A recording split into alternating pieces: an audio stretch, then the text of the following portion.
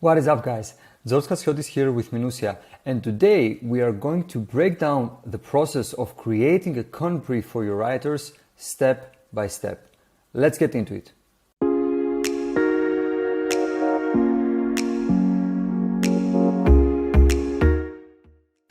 So, as we mentioned in the intro, today we are going to talk about how to create a content brief and how creating a content brief looks like for us here at Minuttia.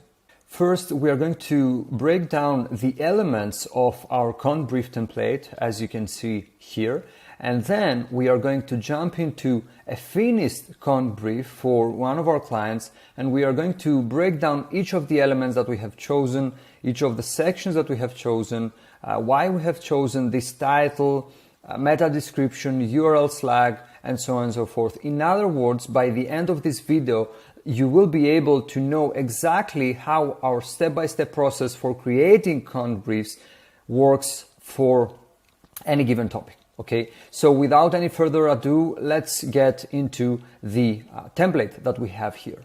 So in the first page of our template, we have some basic information such as our logo and, the fact that this is a template. And here we have a variable where you can add the content piece title, or if you want just the target term for this template. Okay, moving forward in the second page, as you can see here, we have what we call the content instructions. Now, the content instructions are very important because they set the groundwork for what's going to follow. Okay, and let's take the elements here in this section one by one. First of all, we have the content piece title. Okay, here we want to have the title of this piece of content based on the target term, based on what people are looking for, based on that target term, and so on and so forth. Next, we have the format, the content piece format for this particular piece of content that we want to create based on our content brief. And as you can see here, some formats that we have in our template are guide, list post, comparison guide, alternative page, case study, opinion, expert roundup, survey, original study. Now, I want to just say that even though there are many other formats that you can use, obviously, when creating a piece of content, we have chosen these ones because these are the ones that we are using as an agency most often for our clients. Okay. Next, we have the audience and the description for the audience that we are trying to target through that piece of content. And this is a very important piece of information because don't assume that your writer knows exactly what they need to write and to whom they have to address and to whom they are writing for. Okay, so it is your job when you are creating this content brief to essentially tell and explain to the writer what's the target audience here. Okay, you may have for a piece of content multiple audiences that you're trying to reach, but all in all, there has to be a well-defined and very specific audience in order for the writer, the person who is going to write the piece of content, to know exactly whom we are trying to reach. Okay. Next, we have the recommended word count, which is something that in most cases we get from Clearscope, which is one of the tools that we are using when it comes to content creation. And it's a piece of information that's very important because in many cases we have noticed that writers do not know exactly how long they have to go with a particular piece of content based on the target term. And that's because they assume, a common assumption here, which is also a common mistake, is that the longer we go with a piece of content and the more in-depth our piece of content is, the higher the chances that we will get visibility and we will rank for the target term. But this is not the case because there are other things that matter as well, such as, for example, the search intent. Okay. And in several occasions, the search intent may not indicate that we have to create a 5,000 word guide, for example. Okay, so it is your job, once again, as the person who is creating the content brief, to let your writer know exactly what's the recommended word count for that particular piece of content. Next, as you can see in our content creation instructions, we have the search intent. And for us here at Minuttia, the search intents that we can assign to a particular piece of content are 5. We have informational search intent, transactional search intent, commercial, navigational, and job to be done.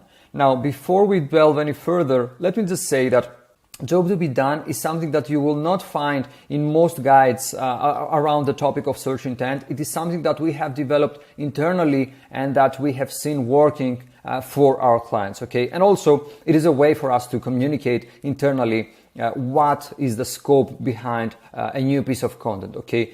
You can find more about that in the link that we will be sharing with our video on search intent.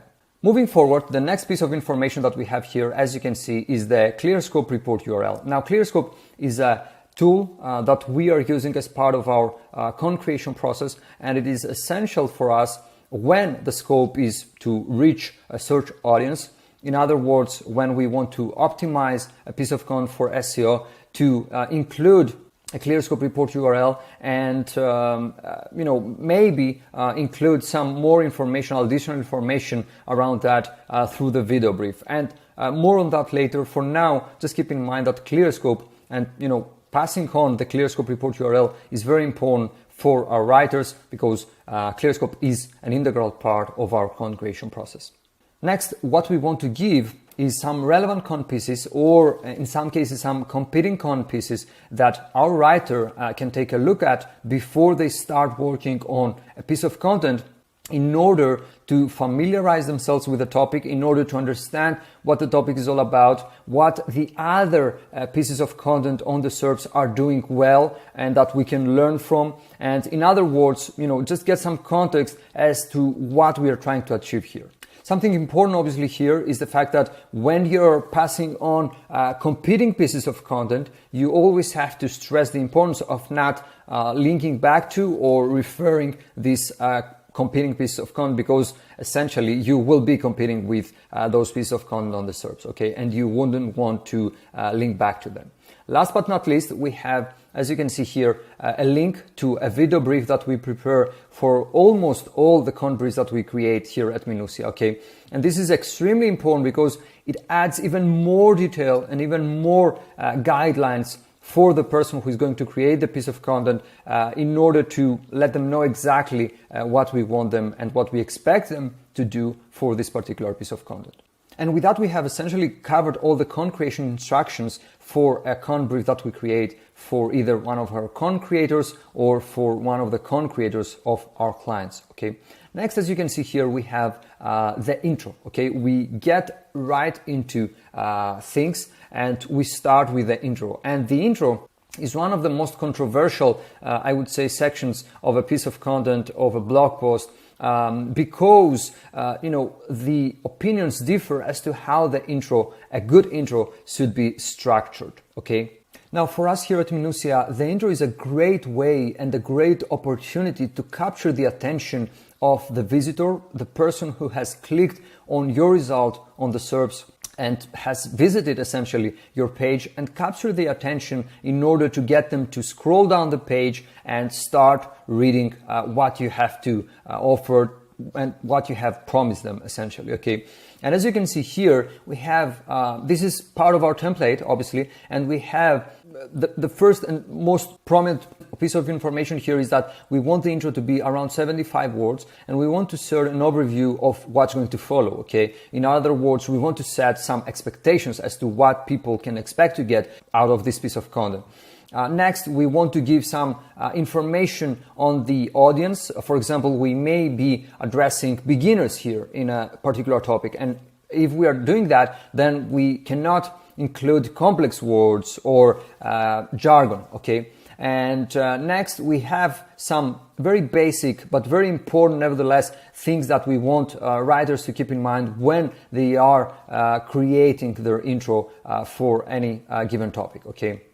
And once again, this is a template, and we are, with minor changes, we are duplicating that, and we are passing it on exactly as you see it here to our content creators. Okay, and with that, we have essentially created some guidelines based on the intro that we want our content creators or our clients' content creators to create. Okay. Next, we have our table of contents, and this is where things get really interesting. At Minuttia, we are really obsessed when it comes to table of contents, because we have seen time and time again that table of contents is a very misunderstood and I would say misleveraged element on a page that can really drive great results for the pages that include it, okay? And if you think of it, not just from an SEO perspective or from an organic search perspective, that you will get more real estate on the SERPs, but from a navigation and user experience perspective, you will understand that having a nice table of contents where you basically give the option to people to get to the specific section that they are interested in is very important, okay? And for this reason, we have seen, as I mentioned previously, great results from the pages that we have either created or updated when we have added a table of contents as an extra element on the page. Here, as you can see, we have another element that's very interesting. We basically start to explain and pass on guidelines as to the heading structure of our headings as well. In this case, as you can see, we basically let the content creator know that we want this piece of text to be an H2 heading, okay? And here, in the form of a comment, we also pass on some additional guidelines as to how we want the internal jump links to be structured for this particular piece of content. Next, we have, as you can see here, our first section as, a templated element. And what we do basically is that after we have structured our table of contents and we know exactly what sections we are going to include in a particular piece of content, we are going to come here and basically duplicate all this here. This is an H2 heading, this is an H3 heading, and everything in between is a simple paragraph, normal text according to Google Docs. And we are going to come here and duplicate that as many times as we need to do so in order to cover all the sections that we have came up with in our table of contents, okay? Something important to note here, as you can see, is that we don't only give information as to what the section is going to be about and what's the name of the section and what's the heading structure, but we also give information about how exactly we want everything to be structured in between. For example, here, as you can see, we see that we have the introduction, which is normally 1 to 2 lines long. We have the actual content, and then we have a transition sentence for the subsection, or a transition sentence between different sections. This way, by having everything very well defined and structured, the content creator knows exactly what they need to do, and they have everything available, every piece of information available in order to create a great piece of content. Next, we have the conclusion, which is basically where things end up to. In most cases, in our conclusion, we would like to have a call to action as well, where we prompt the reader to take a further action. And this action isn't always, to sign up for a free trial if we're talking about SaaS businesses. It could be to keep reading an additional resource that's, very topically related, or to download a resource that we have gated in order for them to get even more value from us for that particular topic they are interested in. And as you can see here on the right of the screen, in the form of a comment once again, we have some templated information and guidelines for our conclusions. And first and foremost, we have the number of the word count. Basically, we want the number of words to be around 75 words. And besides that, like we did in a similar way that we did with the intro, we have some information such as that we expect you to do a wrap up based on what was discussed throughout the piece. And here are 1, 2, 3, 4 things that you need to keep in mind when it comes to structuring your conclusion. Next, and this is something that we are experimenting with lately, we may have to add a frequently asked questions section in order to cover some prominent questions when it comes to the target term. I would say that this doesn't apply always in all topics because not all topics are multidimensional, but as you can imagine, there are some topics that in most cases are very broad, and they are multidimensional, and people have many questions around these topics, where we will suggest a frequently asked questions section with very specific and precise answers to questions that we know and that we have identified through our research that people ask and that they are, very tightly related to the target term. And once again, as you can see, we are very specific with the heading structure as well of this section if we are going to suggest a frequently asked questions section for a given piece of content. Okay. Now, in most cases, we want the frequently asked questions section to be an H2 heading and each of the questions included to be an H3 heading. And the answers can be, a simple paragraph, normal text. Okay. Last but not least, in our conbrief template, we have what we call the SEO information, which is nothing more than some very basic information that we have to pass on and that we have to convey in order for the person who is writing the piece of content to get some context as to what kind of expectations we are going to set from the SERPs for this particular piece of content. Okay, and as you can see here, we have the title tag, which is something that will be displayed in the SERPs. We have the meta description, which is something that even though Google in many cases will auto extract pieces of text from your piece of content based on the search intent and based on the target and based on the search query, we will have to have a meta description. Then we have a SERP simulation, and you will see how this looks like in our finished piece of content a bit later.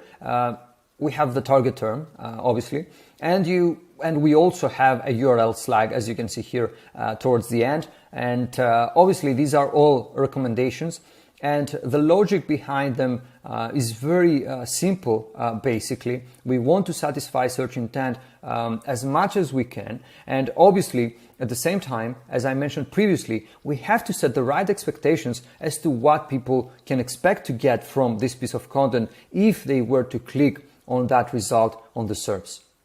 And with that, we have finished with all the typical elements that are included in a conbrief template for us at Minuttia. Okay. Now, at this point, we are going to move forward with an example of based on a target term, and we are going to break down the elements of a finished conbrief that we have worked on. Now, as you can see here, we are in a finished conbrief, and the target term in this example that we are using is word of mouth marketing. Okay. This is going to be the term for which we are going to create the conbrief and the term that we are going to base all the guidelines that we are going to pass on upon. Okay, let's take a look at each of the elements that we have seen earlier, but this time filled in with information based on the target term, based on things that we have identified through the research process, search intent classification process, and so on. First of all, as you can see here, we have the content creation instructions. Okay, it's something that we have seen earlier and you are familiar with it by now. The first element that we have here is the content piece title. And as you can see, the content piece title that we have chosen is word of mouth marketing, definition, examples, and strategies. Okay, now I want you to know that there is nothing random or, every word, in other words, every word that we have selected and the way that we have structured our title, there is a reason why we have done it, and we will explain why in a minute, okay? But what I want you to keep is that for your content creator, for your writer, for the person who is going to read this, it's very important that they understand at a glimpse what the piece of content is going to be about through your content piece title, okay? And you can imagine that if your writer understands in a minute what the piece of content is going to be about, then chances are that the searcher who is going to see your result on the search are also going to understand what this piece of content is all about. In other words, we set expectations from the very beginning just by forming and creating a nice and descriptive content piece title. Now, let's get out of our conbrief for a minute and let's get into Ahrefs and more specifically Ahrefs Keywords Explorer. Now, Keywords Explorer is a tool that allows us to conduct keyword research based on a target term that interests us for a target country. Okay. Now, in our case, the target country is the US and the target term is word of mouth marketing. So what we have done is that we have inserted this term into Ahrefs Keywords Explorer, and we have also chosen the report phrase match. If you take a look at this report, you can basically see what's ranking at the top of the results based on your target term, word of mouth marketing. And this right away gives you an idea of what people can expect to see when they are searching for word of mouth marketing. Okay, and so what we can see without getting very deep into things, just by taking a simple look here, strategy, word of mouth marketing, effective strategies. Once again, why is it so important? Okay, that's great. That's very interesting. Definition, 5 ways to build more word of mouth advertising. Definition, word of mouth marketing, how to, why it's so effective, and how you can do it. Okay. In other words, here, even though the intent, I would say, is not as clear, in other words, there is not a prominent pattern that emerges among the top results on the SERPs, we can understand that there are some patterns that emerge nevertheless.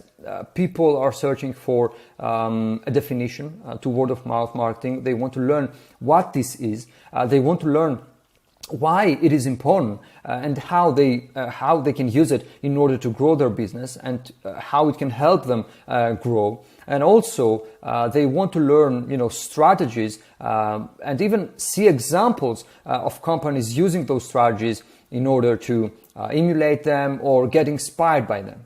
Now remember, we haven't done really anything scientific or anything really difficult. Just by taking a simple look at the SERPs for our target term word of mouth marketing, we understood what people can expect to see, or at least we took an idea of what people can expect to see in order to get that and integrate that inside our piece of content.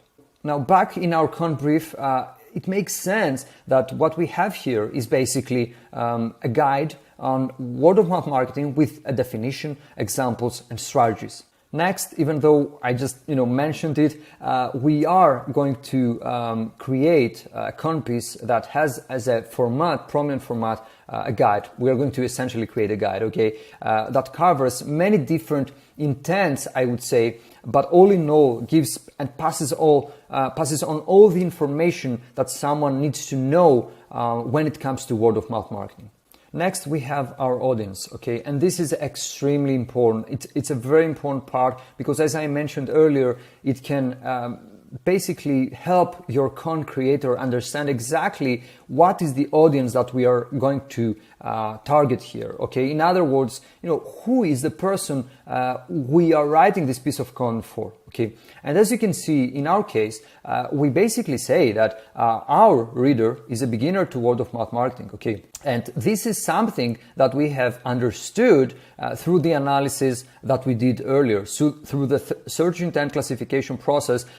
In other words, trying to understand what's the search intent behind the target term. And as you can imagine, if you think about it in a logical way, someone who is searching for, word of mouth marketing, and they are interested in a definition, why is it important, how it can help their business, what are some prominent strategies, chances are that this person is a beginner to word of mouth marketing.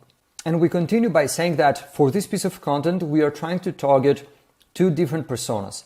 The first persona that we have here is a junior marketer in a company who is looking for ways to get traction and promote the company they are working for. Okay, chances are that this person doesn't have much knowledge when it comes to marketing. Thus, they are looking for word of mouth marketing, what it is, how it is important, and how it can help them grow their business. And thus, we have to make it as easy for them as possible to understand the concepts we are analyzing throughout the post. Okay. And the second persona that we want to satisfy here is a business owner who is in the beginning of their entrepreneurial journey. They are not as marketing savvy, thus they are looking for word of mouth marketing, but they want to grow their business, and our resource has to cover that exact need. it has to satisfy that intent. Okay, chances are that they'll come across our resource in their working hours, which means that we have to capture their attention and make the information provided as practical as possible. Okay, in other words, we have to assume that one of the personas that we are trying to reach here and satisfy, they are busy, they don't have as much time because they are in their working hours, and we have to capture their attention and at least get them to bookmark our resource in order to read it properly in their downtime. Now, obviously, for our piece of content, the primary goal is to get organic visibility. Thus, we are focused on, optimizing this piece of content for a search audience. But at the same time, the goal that we have once we get them on the page is not to get them to convert. In other words, to sign up for a free trial or, take any kind of monetary action. As much as we want to get them to download one of our free resources, assuming, of course, that we have one. So just by reading this, the writer, the person who is going to write the piece of content, knows exactly who we are going to target, and thus they will adjust the style, the tone, the readability level according to the guidelines that we have passed on to them. Next, we have the recommended word count, and as I mentioned earlier, this is a rather controversial element when it comes to briefing writers, because in most cases people think that the longer we go, the bigger a piece of content, the higher the chances that we are going to get visibility for the target term and that we are going to rank on high positions if the primary scope is SEO. I would say though that this is an oversimplified way of treating things, and I would say that all in all, we have to keep in mind what people are actually searching for and what they want to, what kind of need they are trying to satisfy when conducting that search. In our case, the recommended word count is around 3,000 words, okay? And this is tightly connected to the section that we have chosen when structuring, when creating the outline for this con brief. We have came up with this word count by taking a look at the top ranking pages on the SERPs for our target term word of mouth marketing, and according to Clearscope, the typical top 10 on the SERPs for the target term word of mouth marketing is around 2,900 words, let's say. Okay, so by setting a word count of 3,000 words, around 3,000 words, I would say that we are in the right direction when it comes to creating something similar that satisfies the search intent. And all in all, understanding that going longer than that, for example, creating a resource that's 6,000 words long, wouldn't necessarily make a difference when it comes to getting us to rank higher or getting us visibility on the SERPs. The next piece of information that we have is the search intent. In our case, we have seen from the search intent classification process that we kind of touched on earlier that people are basically looking for information. In other words, they want to learn more about word of mouth marketing. They want to learn what it is. They want to learn why it is important. They want to learn if it can help them grow their business, and what are some prominent strategies when it comes to search intent. All in all, that shows us that people are not in the mood to buy. They are not, conducting commercial investigation. They want to get information on the topic. Next, we have the Clearscope report URL, obviously, and as I mentioned previously, this is something that we use when the prominent scope for a piece of content SEO, we are using in every case and for every piece of content. For obvious reasons and for privacy reasons, we have changed the URL structure here so that this doesn't lead to an actual Clearscope report. But I would say, all in all, that Clearscope is an amazing tool that's integrated deeply into our internal processes. It's loved by our clients, and we couldn't do the things that we do without it. Next, we have the relevant content pieces, which, as we mentioned previously, are some tightly relevant to the target term and the target topic pieces of content. In some cases, they can be competitive pieces of content. that we always request our writers to take a look at and learn from and get inspired by.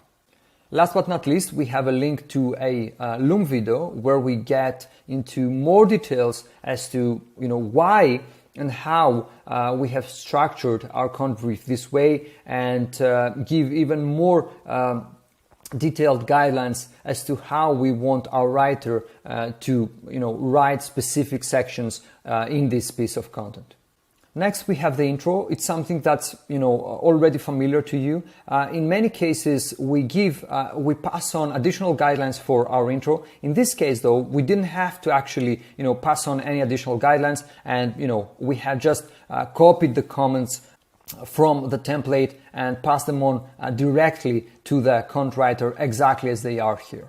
And here is where things get interesting. Now we have our table of contents, and we have, as you can see here, laid out the groundwork and basically came up with the sections that we are going to include in this piece of content. Okay, we have also given an example of how we want our internal jump links to look like. And as you can see here, the example is that, for example, for the first section, when someone clicks on what is word of mouth marketing, we want the URL flag and the structure of our URL to turn into this example.com/blog, assuming that this is going to live on the website's blog. Word of mouth marketing, which is the chosen URL flag, more on that later.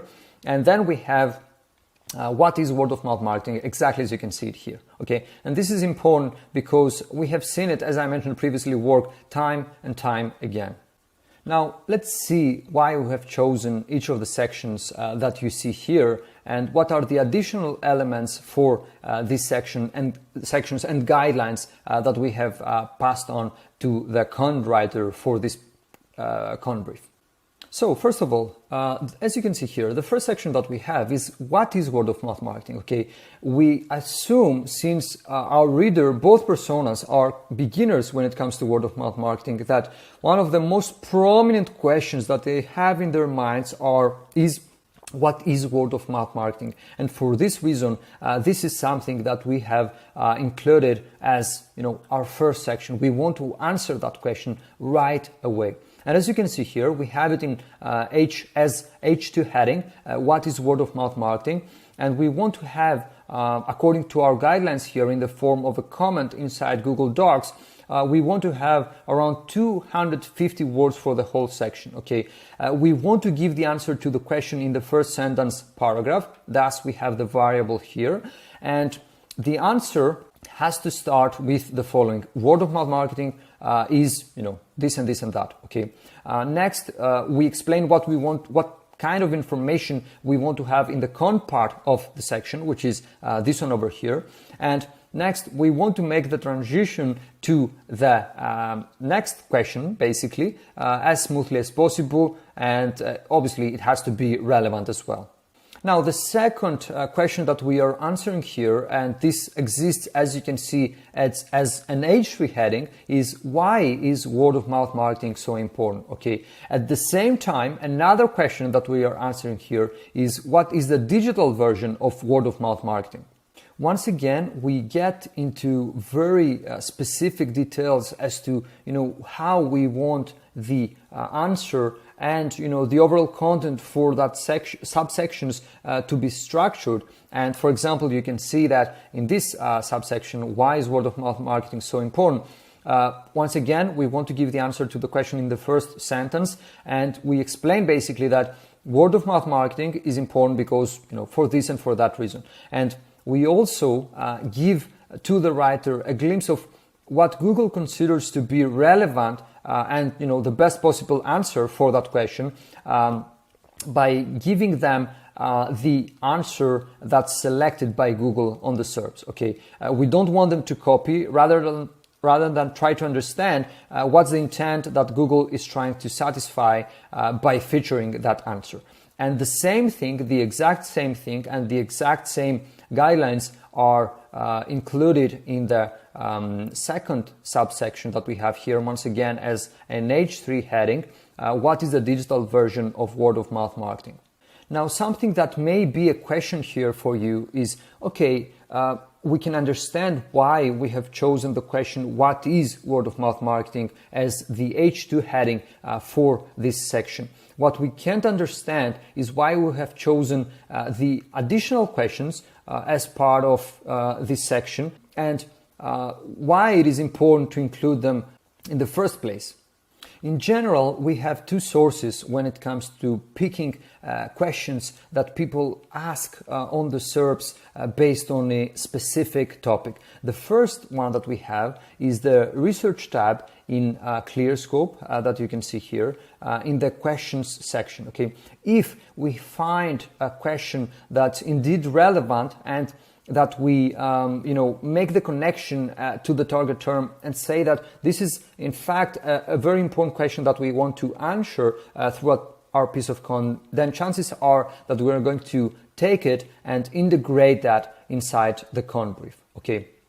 And our second source when it comes to picking and finding and identifying nice questions that people ask when it comes to the target term is the keyword search feature in Clearscope once again. Okay, if you insert the target term into that feature provided by Clearscope and you sort the terms, the keywords by type questions, as you can see here, you will get a nice list of questions that people ask when it comes to the target topic.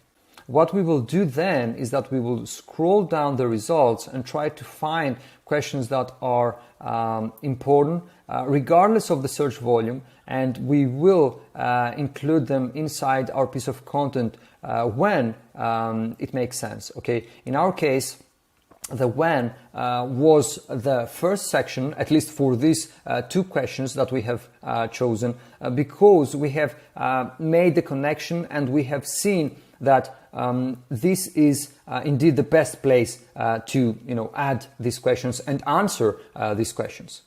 There can be obviously other sources for identifying questions that people ask when it comes to a target topic, such as word of mouth marketing. And you should expect that the broader the topic and the more interesting the topic, the more the questions that people ask around that topic.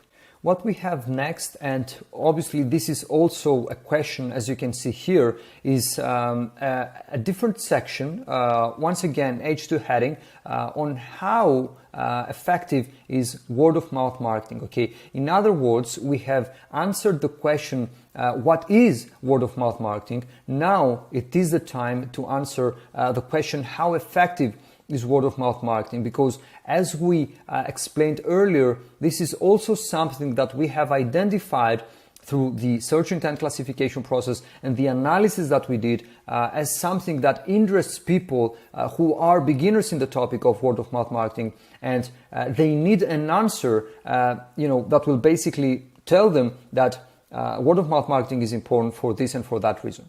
Okay, and in our case, the way to do that and the way to present that and the way to explain that is by passing on and serving some word of mouth marketing statistics, which is also something that we have seen people are searching for on the SERPs. So what we are doing here is, I would say, a smart way of answering a very prominent and important question when it comes to the target term, word of mouth marketing, how effective it actually can be for a business. Okay, and we answer that by giving and passing on some statistics that is also something that we have seen through Ahrefs that people are interested in. So here's how we structured things here. How effective is word of mouth marketing? We want to have, first of all, 500 words for the whole section, and we want, once again, to give the answer to the question in the first sentence paragraph. Okay, we want to start with the following. We basically lay out the specific structure that we want to have for this section, not only in terms of the headings, but also how we want to start the sentence. Word of mouth marketing can be really effective for this and for that region. Okay, and we will get deeper because we will also present you some statistics that basically explain what we have just said, that word of mouth marketing is can be important for this and for that reason. Now, as you can see here, for this subsection, word of mouth marketing statistics, we have the introduction where we will basically explain that, some statistics are going to follow. And then we have a bulleted list with our statistics. We give some additional guidelines and we basically, in the form of a comment once again, and we basically say that there is no limit as to how many statistics we will be including in this subsection, as long as everything we include is factual and properly cited. Okay, the statistics should be displayed in the form of a bulleted list, which is what we have here, and a source, additional source that you can take a look at to understand what we are looking for is this section here by BigCommerce. Okay, and right away our writer knows exactly what they have to do in this subsection that we have inside the section how effective is word of mouth marketing. Next, as you can see, we have a graph, and what we basically say and try to pass on as a guideline is that the graph is really optional, but it would be really helpful in order for us to make the piece more visually appealing and engaging for the reader. In other words, if we could take all the statistics that we have included here in our bulleted list and also present them in the form of a nice, beautiful graph, it would be very nice, even though, once again, that's totally optional. Okay. And last but not least, to close this section and move forward to the next section, we have a transition sentence, and this is very important because don't assume that writers or the person who is going to see this con brief, who is going to receive it, always remembers that they have to make a nice and smooth transition from one section to another. It is your job as the person who creates the con brief to let them know exactly what you want them and what you expect them to do. After we have answered the question how effective word of mouth marketing can be for your business, then we move forward to the next section that we have when it comes to word of mouth marketing. And as you can see, the section that we have here is X word of mouth marketing strategies and examples to inspire you. Okay, remember, we are creating this piece of content for beginners when it comes to word of mouth marketing. So we have answered the question, what is word of mouth marketing? We have answered the question, is it effective? Can it really drive business results for your business? Then people naturally expect to see. And we have seen that from the Google SERP analysis that we did earlier and the search intent classification process, that people can also want and need to see some strategies and some examples based on that strategies that they can, inspired by or that they can use for their own business. So what we have here is we have our H2 heading. Right below that we have an introduction, this and this and that you can expect to get from this section. Then we have some content and the transition sentence to the strategies. Okay, we have some additional guidelines in the form, once again, of a comment. We want this section to be around 2,000 words, and every strategy should be supported by at least one relevant example. So I would say that with one section we cover two different intents, word of mouth marketing strategies and word of mouth marketing examples. Okay, and we make a very nice connection between the strategies and the examples, and we will try to make this section as interesting as possible for our readers. Now, something that's important here, we have, as you can see here, an X. Okay, we haven't really set a specific number of strategies and examples that we want our writer to include, but we give additional guidelines on that, and we basically say that we are aiming for 6 to 8 strategies and at least 6 to 8 relevant examples. This way, the writer knows that what we can expect to get from this section is 6 to 8 strategies. Okay. And this is important because we wouldn't want to have, for example, 14 strategies or 16 examples. It's good to pass on specific guidelines, even for the number of strategies, in this case, that you are expecting to see, in order, not to get loose, and in order for your writer to know exactly what they have to do for this particular section. And even though in this case, in this example that we are using, we haven't laid out all the strategies and the examples, we have the first one defined, as you can see. And the first strategy that we have is to let your product do the talking. Okay, here we could be a bit more detailed and present a bit more guidelines as to what we are expecting from our writer for this particular section. But we have the option to do that through the video brief that we will be sharing at the beginning of this con brief. At the same time, we have the example ready, and Slack is a great example in this case for this strategy that they essentially let the product do the talking. Okay, and by giving to the writer some additional guidelines, they know exactly how they should structure this subsection, this strategy, and why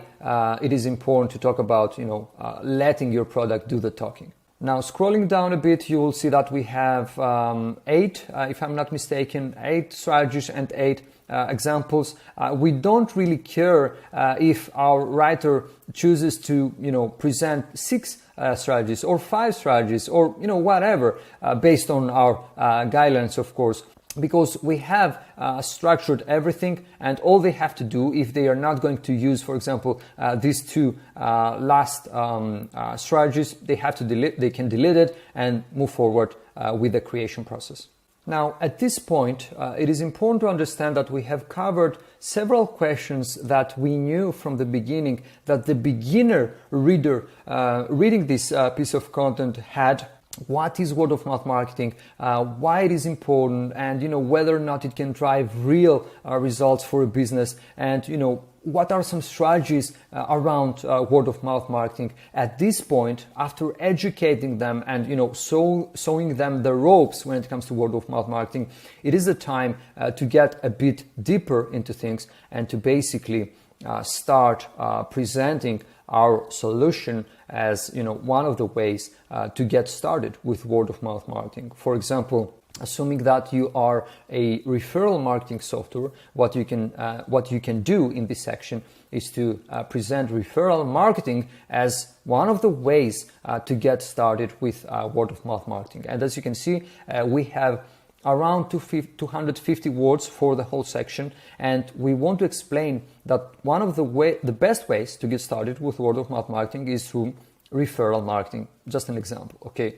we have once again everything very detailed and specific content in post prompt, since we are going to start presenting our product's capabilities around referral marketing as one of the ways to get started with word of mouth marketing and the transition sentence. Now, as we mentioned in the beginning of this con brief, the secondary purpose here that we're trying to achieve is to get people to download a free resource that we may have, an ebook, for example, around the topic of, in our case, referral marketing. Okay, so this is your chance of getting people to get interested in that resource and give you their details, for example, email, name, and so on and so forth, in order to get access to that gated piece of content. Once again, this is your job as the person who is preparing the con brief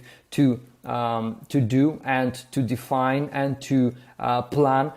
You shouldn't expect your writer to do that. Okay, it is your job to set the groundwork for everything, even if it's a next step when it comes to after reading this piece of content. It is your job to define all the steps that will come after, and downloading a gated piece of content, a gated resource is a natural next step, but it is your job once again, and forgive me for repeating that, but it is essential to understand that you have to do all this hard work in order for the writer to know exactly why, for example, we would want in this section people to sign up. If, for example, the desired action is to sign up for a free trial, or in our example, to give us their details in order to download an ebook. Having all that covered, we have reached the conclusion. Okay, this is where everything boils down to, and this is where, basically is your last chance of getting something from the reader before they leave your website and go to visit another website, or forget about this topic altogether. Okay. Now here, as you can see, what we have done is that we have changed the name from conclusion to now over to you. And once again, we have done that in order to set expectations. Okay. At this point, we expect from you, the reader, to basically take an action. Okay. In our case, the action would be to leave a comment, to download the resource, as we just mentioned, to sign up for a free trial if this is a piece of content where there is hidden some commercial intent. All in all, I would say that it's good and it's recommended to have a call to action inside your conclusion. And we have once again here the variables, content, and call to action for the writer to know exactly what we are expecting from them. And in the form of a comment, we haven't applied any changes from the template that you have seen. We want this section to be around 75 words, and some other guidelines that they have to keep in mind. And last but not least, we have the SEO information. And as you can see here, this is the last page of our con brief, and we have already included all the information that the writer needs to see when it comes to SEO. And meta tags such as the title tag, meta description, and so on. In our case, the title tag, as you can see here, is word of mouth marketing, definition, examples, and strategies. It's basically the same as our con piece title, and we have already tested it, and we have seen that it can be displayed in full on the SERPs. And the meta description, as you can see here, which I would say is kind of an art, creating very good, detailed, descriptive meta descriptions, is interested in getting started with word of mouth marketing. As you can see, we include the main keyword for this piece of content, the target term, which is word of mouth marketing. Here is a guide with a simple definition, statistics, examples, and a step-by-step strategy. So essentially what we do is that we give them an overview of what they can expect to get from this if they are going to click on that result, okay, from our piece of content. And once again, this has to do with setting the right expectations. So it is imperative that you set the right expectations through your title tag, your meta description, and everything, every element that you have at your disposal when you are creating a piece of content, okay? What we have next is the target keyword, okay? And as you can see here, we include that as an additional guideline. This is the primary keyword and doesn't refer to any secondary keywords that we may be targeting, okay? And we also have the URL flag, which in many cases is exact match when it comes to the target keyword. So in our case, example.com/blog/word of mouth marketing, exactly as you can see it here. What we haven't commented on is the SERP simulation that we have here, which is also a very important element for our writer and for our clients, because we are an agency, we are serving clients to see when they are basically reviewing a finished piece of content. Even though there are different simulators and plugins that you can use on CMS like WordPress, for example, Yoast is a great one. We are using serpsim.com, as you can see here, in order to visualize our result on the SERPs and in order to show to our clients that this is exactly how our result will look like. So all you have to do at this point, after you have defined your title, your URL, and your meta description, is to insert them in here one by one and see how the result will look like in the simulation below, okay? And you can do that both in desktop and mobile, obviously, and it's good to visualize the result in both desktop and mobile. I would say that nowadays what we do is that we use the tool while and when we are forming our titles and meta descriptions, and we are not copying and pasting them here in order to just make sure that everything is okay. We do it here in order to basically control our limits better and visualize it as we create it. Okay, and that's essentially the last part of every con brief that we create. As I mentioned earlier, both for our con creators and our clients' con creators. The SEO information is the last element, and having that done and completed, we have now created a very comprehensive con brief for a writer. If you've made it so far, I'd like to thank you very much for staying with us till the end. And if you want to get the template that we shared with you earlier, you can take a look at the description of this video right below and make a copy so that you can use it right away to create con briefs for your writers or for your clients. Okay. Thank you very much for watching this, and stay tuned for more videos like that.